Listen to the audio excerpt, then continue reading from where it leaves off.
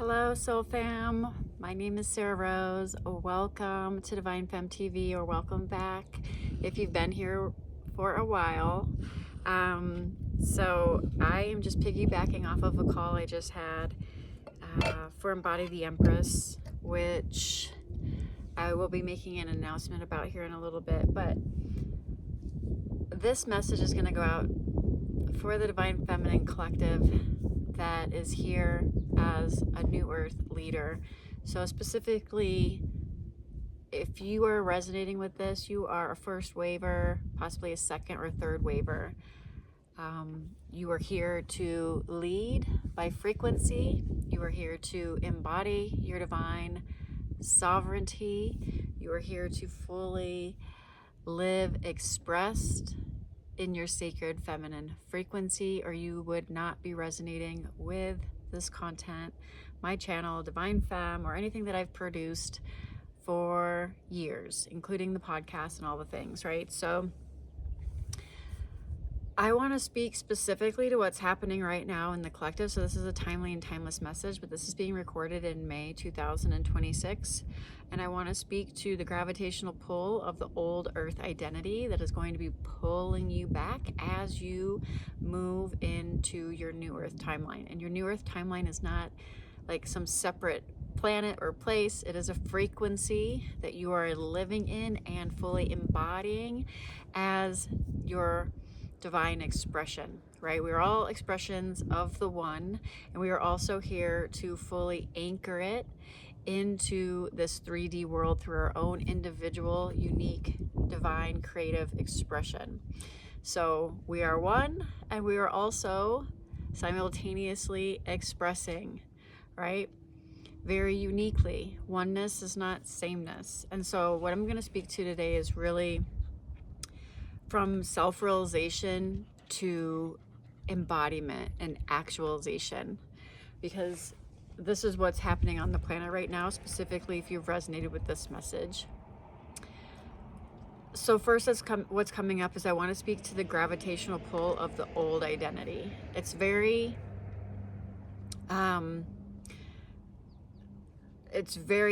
sticky, so to speak, as you're transitioning into fully embodying your divine feminine frequency. And so what does that mean? It means that the metaphor I like to use is like a rocket ship taking off from planet Earth into outer space, right? Like, in order for the rocket ship to get through Earth's atmosphere, it takes a lot of force. And once it breaks through the atmosphere, it's completely free and liberated. But there's this gravitational pull of the old earth identity, of the fear-based grid that one must break through in order to break through Earth's atmosphere, so to speak. And in this analogy, that is you breaking through to your new earth timeline. And so what happens really is that there's a deepening and a purification that's going on, because this is an embodiment game. And the purification has likely been going on for years or decades prior to self-realization, recognition of your true divine nature. And it will continue to go on at actually a much more fast, rapid pace after self-realization, because there's less identification with the mind. You may ebb and flow and oscillate after self-realization, but there's less identification with the body and the mind, especially as you go through this, awakening at the level of the mind and then awakening at the level of the heart, which doesn't have to be in that order, but typically it is. And that's what I'm going to speak to, because that's what's happened over here. So when you wake up to everything that you are not, you're not the body, you're not the mind, you're not the thoughts, you're not the conditioning, you're not the preferences that you have, you're not the story, you're not the narrative, you're not any of those things. You are the timeless, eternal now, the spaciousness, the presence. You are here now, and everything is happening within you. This body is happening within your awareness, is it not? This isn't woo-woo. This isn't just talk. Like, you can experience this right now directly. The body is happening within this awareness. The thoughts are happening within this awareness. the patterns that are, and the conditioning are happening within this awareness, within this presence, within this spaciousness. This is what they mean when you hear things like that didn't make sense probably a long time ago, but maybe makes sense now, is that the entire universe exists within you. Well, the you that they're referencing is not the small separate sense of self that you think you are. And when you are operating from the small sense of separations, the separate sense of self, and you think that you need to navigate this whole world, and you're in the world trying to figure everything out, right? And you're trying to run from pain and run towards your desires and trying to fix and figure out everything. You're operating from separation consciousness as if you're the separate little sense of self, and you are in the world trying to figure everything out. And that can feel very heavy and very dense. And what's ultimately happening here is that you are transcending egoic consciousness and moving into heart-centered unity consciousness. You are moving from separation consciousness into unity consciousness. So if you resonate with the divine feminine journey, and just as a side note, let's say you met your twin flame as a catalyst on this journey, just the phrases separation and unity probably resonate with you, but you've been treating it as if it's like this 3D human experience in some kind of relationship, when really it is the cultivation of consciousness into fully embodying unity consciousness, right? Coming home to the oneness, to the monad, to the source within you that does not have an opposite, right? When you feel that you are the separate sense of self in the world trying to figure everything out, and my body just wants to pull forward. The body pulls forward when I talk about this because that's what it feels like. It's the seeking energy, right? It's the chasing energy. It's the pining energy. It's like all of this energy, it's out there, everything is out there. You need something out there in the external world to change in order to fix whatever circumstance you're dealing with. And in truth, there is no out there because everything is here now and exists within you. There is no out there. And that is only seen and directly experienced. But I digress. At this point in the quote unquote journey, which the journey is necessary until it's not. That's all I can say about the journey. The journey is necessary until it's seen through, and then it's not. But all journeys eventually bring you home to the one truth anyways, which is your divine expression of the one. That you are all of this, and you are simultaneously no thing. You can't put your finger on it. You are not conceptual. You cannot be labeled. You cannot be put into a box. You are eternal, timeless beingness. You are more accurately this, you could say, the spaciousness, but the most accurate thing would be no words or labels to describe you, because that's the mind trying to make sense of it. And this is a felt sense experience directly. It's a felt knowing, not at the level of the mind, but a level of the sacred heart, the heart.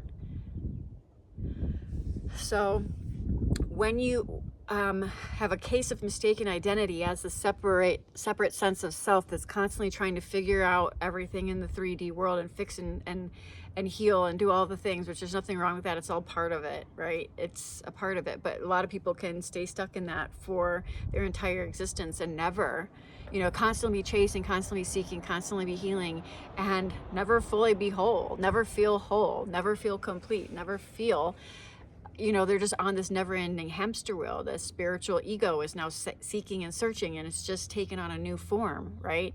It's just like fear dressed in a spiritual costume. And so everything can serve you on this journey to a point, and then it turns into a crutch. That's what's coming through. Everything turns into a crutch, especially eventually. Like, there's certain things that can help at the earlier onset of this journey to help clear density in the body, for example. And then that can be latched onto by the ego and turned into being a crutch, because there's nothing outside in this external world, what appears to be this external world, that can offer you what you are truly seeking, because you are already it, and you can't find what you've never lost. So that is the big paradox. That is the big joke. So as you're seeking and searching outside of yourself, as if you're the separate sense of self, and you're being pulled into seeking energy and chasing and all the things, it feels very dense and it feels very heavy, because you have this perception that you are carrying the weight of the world on your shoulders. Does it not feel like that? It feels very dense, and everything is very urgent, and everything is very serious. And this is not to discount someone's situation. If you're in some kind of like life-threatening situation, you should move out of that situation. That's your natural instinct. Your natural instincts, there's nothing wrong with your natural instincts. And those are there for a reason. It's for survival of the human species, right? You have survival instincts, right? But what happens is you become so identified with this separate sense of self that the psychological pain of separation that is actually felt also viscerally is like this perceived void that doesn't exist. And the reason, and what actually exacerbates it, I don't know if I'm pronouncing that right, but it actually makes it worse, appear worse, is the more seeking and more chasing layered on top of it. So the egoic consciousness loves to try to put a band-aid on things by seeking out in the external world, instead of going within, the source of everything, instead of actually and again, there's no in or out, so that's all. I'm speaking in paradox because the closer you get to truth, the closer none of this actually makes sense, and you realize that it's not meant to, and you don't need to figure any of this out. You just get to be here now, living and playing and creating as the divine expression of the one. And but back to the gravitational pull. It feels very heavy when you're going through that, and that's what's happening right now in the collective, especially if you're in the second or third wave of New Earth leaders. You're going through a massive, heavy rebirth right now, and what's happening is you're being asked and guided to make sovereign decisions that are not rooted in fear-based consciousness, because anything created from fear-based consciousness is only going to yield more distortion. It's never going to yield abundance. It's never going to yield truth. You cannot get truth from distortion, okay? Distortion yields distortion. Truth yields truth. You cannot get truth from distortion. So if you continue to make decisions that are not sovereign and rooted in truth, and you continue to self-abandon and buy into stories and narratives and paradigms of lack and scarcity and fear and unworthiness and not being good enough at all, needing external validation and all of those things, and you continue to make fear-based decisions, let's just keep it simple. Self-abandonment, self-betrayal, it's all fear-based decision-making. What happens is you send yourself into another loop, another cycle, which is only going to lead to more distortion, and you'll gain a lot of wisdom from it, and you'll alchemize a lot of things, and then you'll get to choose again. So there's no wrong way, but I'm suggesting here, if you've landed here, it's for a reason, and that's because you have a choice point now where you can start to choose differently and make sovereign, fully, deeply embodied in truth decisions that are in alignment with the frequency that you're here to lead by, which is truth, love, and freedom. And that doesn't happen by seeking outside of yourself. But as you're going through this rebirth process, this is going to especially apply if you are a second or third wave New Earth human. You're going through a deep rebirth. There's going to be like this gravitational pull of the old world matrix, the fear-based grid, and it's going to feel very dense and very heavy. And as you start to like break free through the atmosphere, like going back to the metaphor of the rocket ship breaking free into the atmosphere and going into outer space, which represents, you know, your New Earth timeline, there's a rocket ship has a lot of force to get through the atmosphere, right? And it has a lot of gravitational pull, right?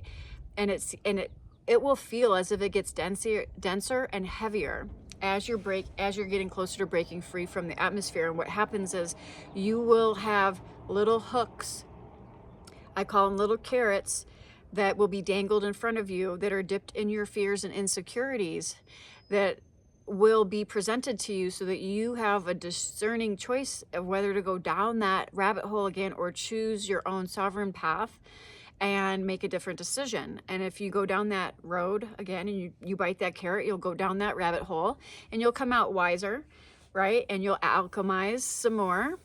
But right now you have a choice point and you're at a divine crossroads where you get to choose consciously through presence, through listening to the body, through feeling what feels alive and what feels dense, and making a sovereign choice and making a sovereign decision. And that's going to look different for everyone. And so right now, this is a very timeless message and timely message, because we just had the full moon in Scorpio on May 1st, which was probably like a week ago.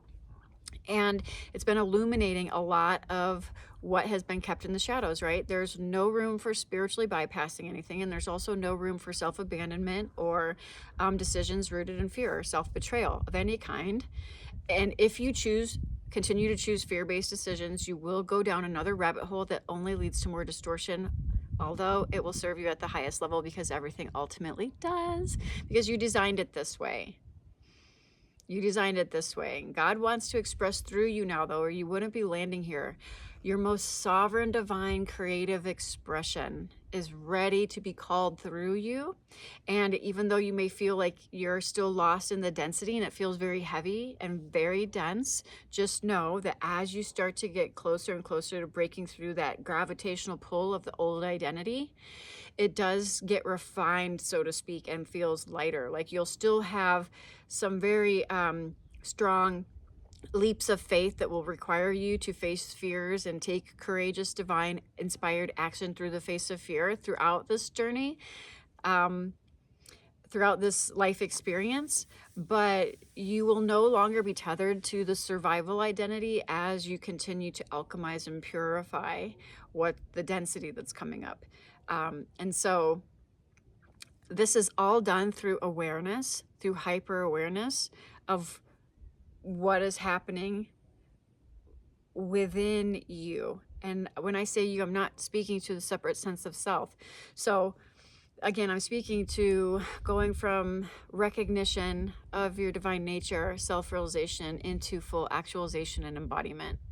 So if you're somewhere listening, if you're somewhere and you're listening to, like somewhere on this timeline, this new earth timeline, and you're listening to this and you, let's say you're still like pining and chasing some kind of relationship or counterpart or twin flame or something like that, and you're giving all of your power away and you're self-abandoning and self-betraying and you're buying into some like narrative and storyline that is completely opposite of you being in your sovereign power, then there's a lot of unwinding that still needs to be done, and there's a lot of sovereign embodiment that needs to be done. And I'll shoot another video on this. In fact, I already have a whole playlist on this. It's called the Divine Feminine Rising Collective, and you can find this on YouTube at Divine Femme TV. If you happen to be listening to this on the podcast, that's where you can find it. Actually, I think all the episodes are also on the podcast, The Calling Uncensored. But that is going to walk you through a lot of the purging and the purification that happens as you're awakening at the level of the mind, and then awakening at the level of the heart, and all of the emotional purging and purification and everything that happens there. But I'm just going to give you a little spoiler alert. If you're at that phase of the journey and you're giving all your power away and you're self-abandoning and you're basically chasing and seeking outside of yourself, and giving all of your power away and saying you need that over there or that person over there in order to come over here in order to make you feel better, you are in separation consciousness, because there is no out there, and everybody else is a version of you.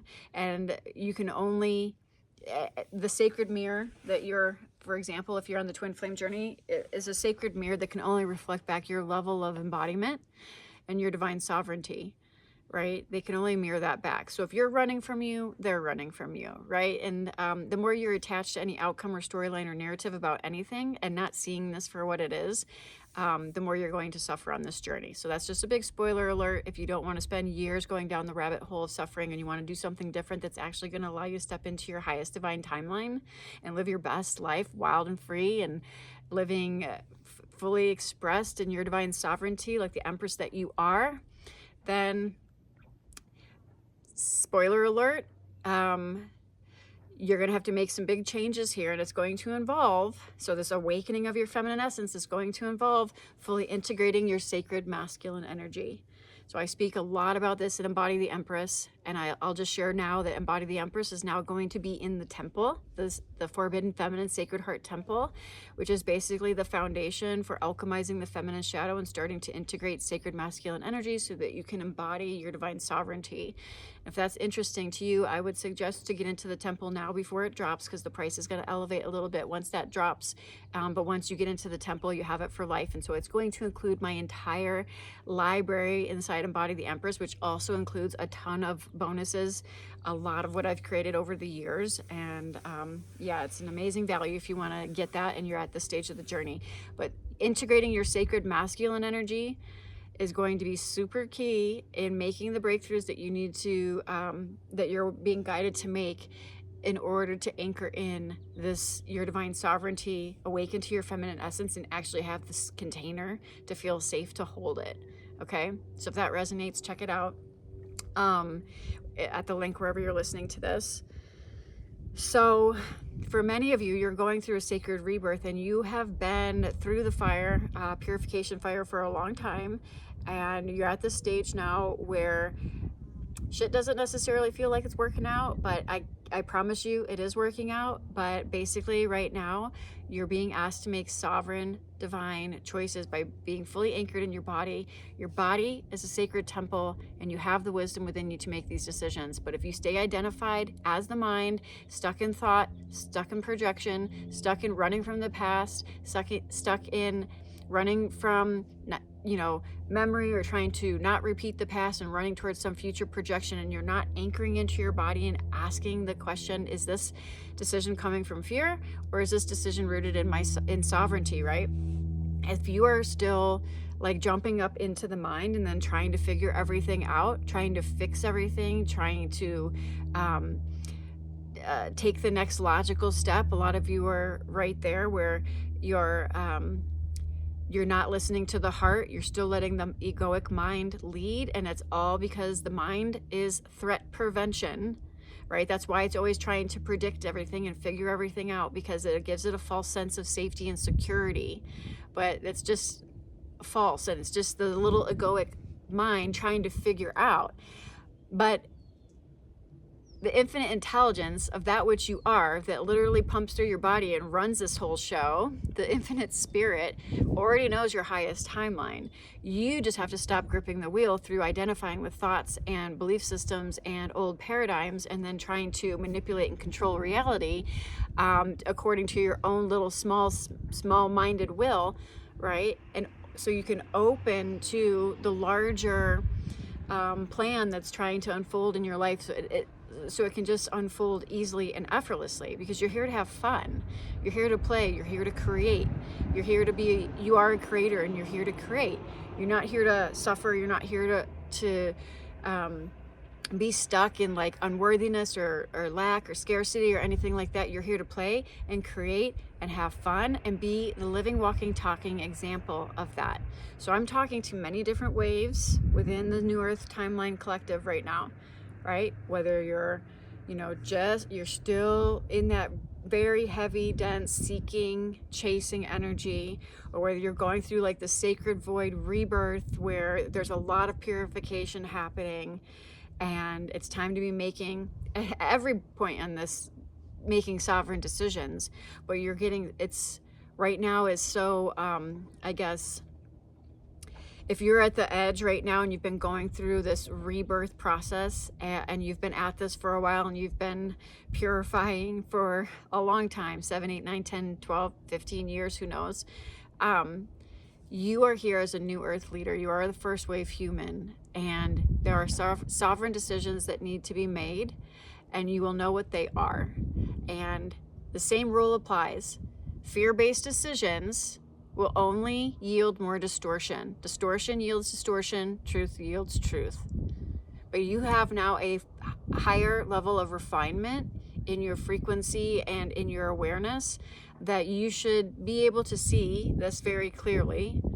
And now it's just time to embody it fully, right? You can see, the veil is gone. You can see very clearly. The only thing that feels dense now is the body's conditioning. It has nothing to do with what is being aligned as part of this divine timeline that you're here to experience. And you're here to experience it because that's your highest contribution to humanity is for you to live in your new earth frequency, fully embodied in your truth, in your divinity, sharing, creating, playing, having fun. This is your calling. This is what your soul came here to experience and be an example of, or you would not be resonating with this transmission, especially this far in. And so recognizing that it's the body's conditioning, and although it doesn't feel as dense as it did towards, the earlier onset, maybe several years ago, it's getting more refined and less dense, because you're right here breaking through the atmosphere, right? Some of you have already broken through this, and this is just a beautiful confirmation, but this atmosphere is there for you, breaking through the atmosphere into your new earth timeline, right? So you're breaking through the gravitational pull of the old identity, the fear-based grid of the old matrix that pulls you back. And it used to be really, really heavy, really, really dense. And now it's not anymore. And it just requires your discernment, your decision, and your divine choice. You realize now that you are creating this whole simulation through the power of your awareness, through the power of what you divinely discern, and what you say you're available for and what you're not. And you literally are, each and every single now conscious choice that you're making is literally shifting you into a different timeline. And you've played with this probably for months, maybe even a year, where you've been dabbling just enough down a timeline to realize that that's not it, to dabble a little bit more just to realize that's not it, calling in things very, very quickly, because the manifestation gap, so to speak, doesn't exist when you're living in divine mind and as one, as a creation of this, whatever you want to call this spaciousness, this aliveness that is you. And so now it gets to be really, really fun. It gets to be really, really fun. You follow your joy, you follow your aliveness, you follow what lights you up. You're here to be a living, walking, talking expression of the sacred feminine in form. And I am going to be shooting a whole bunch of more transmissions around the sacred feminine, specifically the forbidden feminine that has been suppressed for millennia. And it's not going to be what a lot of you think, right? Because it's not the mind.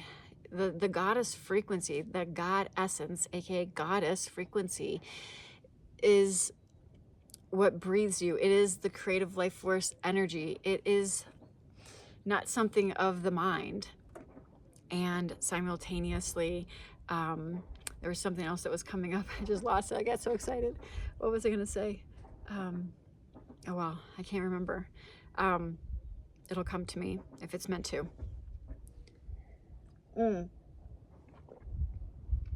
Spoiler alert. The sacred feminine frequency that's being awakened within you is not the love and light that you try to pretend to be all the time as part of your spiritualized sense of self, right? I've shared this before in a previous transmission.